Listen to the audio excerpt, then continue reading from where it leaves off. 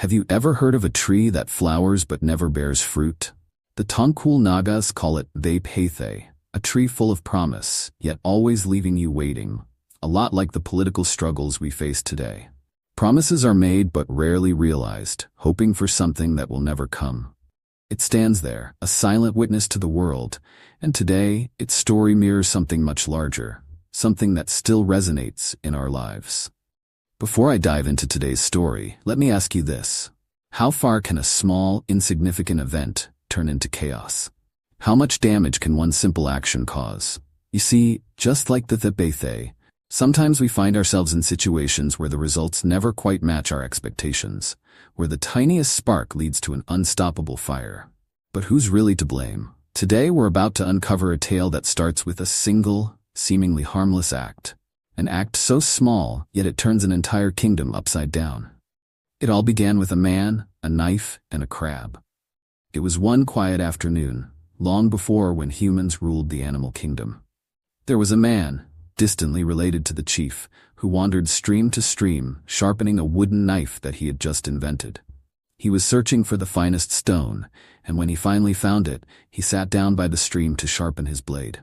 Little did he know that this small, simple act would set off a chain of events no one could foresee. As the man worked, a crab lurking nearby saw an opportunity. With a sudden snap, the crab bit the man and went into his burrow. The pain was immediate, sharp, and unbearable. In a fit of rage, the man grabbed his knife and, without thinking, chopped down the nearest thing he could find, a tall, sturdy bamboo tree. The bamboo tree, however, wasn't alone. When it fell, it toppled right into a Folktale tree, a strange tree that only flowers but never bears fruit. As the Folktale swayed and snapped from the force, it sent a shower of unripe fruits, tumbling to the ground below. Now nearby, a quail was performing a rain dance, unaware of the chaos about to descend on him. The fruits from the Folktale tree struck the quail's tail, interrupting his graceful movements. Angry and confused, the quail scratched furiously at the earth, venting his frustration. In doing so, he destroyed a row of anthills, built meticulously by the hard-working ants. Only heaven knows what consequences his action could bring. The ants, furious that their homes had been ruined, set out in search of the culprit. They crawled and scoured the land until they found a large python, lazily basking on a nearby rock. Without waiting for an explanation, the ants swarmed the python's tail, biting and stinging in unison. Startled, the python began to thrash wildly, its massive body twisting and turning. In his panic, the python inadvertently crushed the nest of a wild boar who had just built her home not far from the stream. As night fell, the mother wild boar returned, only to find her nest in ruins. Heartbroken and enraged, she didn't think twice. She charged through the forest and crashed into a grove of banana trees, knocking them down in a wild fit of anger. This could be his worst mistake. But these weren't just any banana trees. They were home to a bat, the blindest creature of the animal kingdom. Hearing the crash and feeling her home destroyed, the bat panicked, thinking the world was ending. She spread her wings and fled into the sky, desperately searching for a place to hide.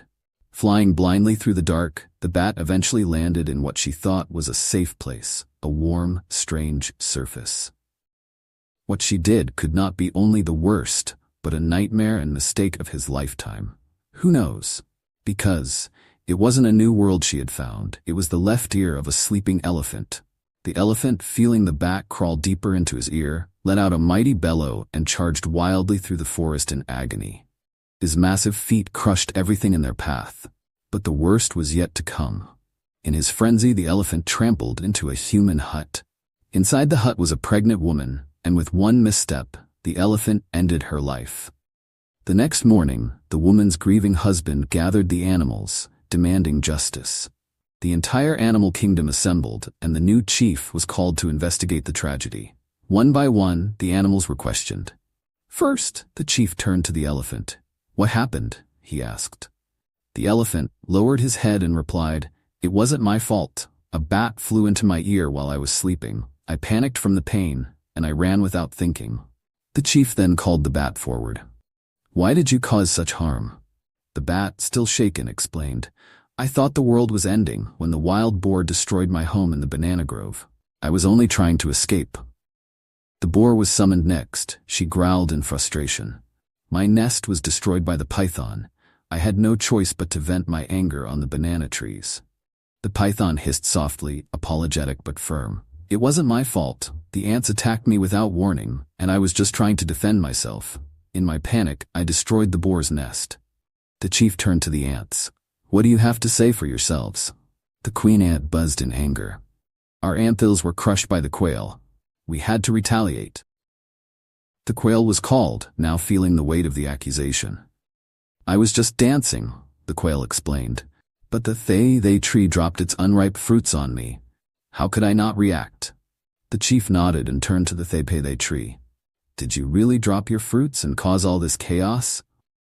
The they tree sighed, its branches drooping. It wasn't my choice. The bamboo tree crashed into me and I had no control over what happened next. The chief then addressed the bamboo tree. Why did you fall and cause all this? The bamboo tree rustled gently.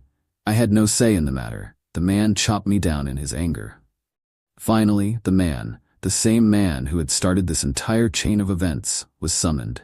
He stood before the animals, embarrassed and regretful. It's true, he said. I chopped down the bamboo, but I only did it because a crab bit me in the most sensitive part while sharpening my knife. The bamboo was the only witness, so I chopped down. The chief's eyes narrowed. And where is this crab now? All the animals turned towards the crab's burrow. The chief called for the crab to explain himself.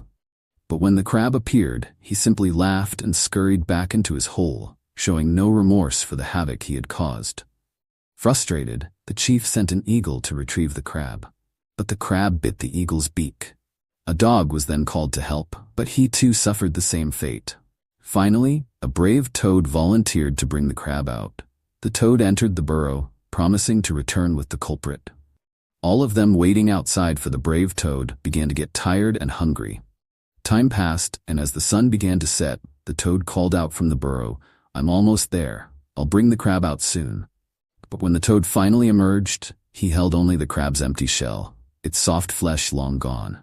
The man, still humiliated by the crab's original bite, took out his frustration on the toad, stomping him flat. And since that day, the toad has remained flat and rough-skinned, marked by the man's anger. As for the rest of the animals, they return to their lives. The bamboo no longer sways from side to side but nods gently in the wind. The they tree still flowers, but it never bears fruit. And the quail, to this day, longs for the tail he once had. So, who's really to blame? Is it the crab, the man, or perhaps all of them, caught in the same endless cycle? Just like in our own lives, sometimes the root cause isn't as simple as it seems. And sometimes, much like the they, we wait for a solution that may never come.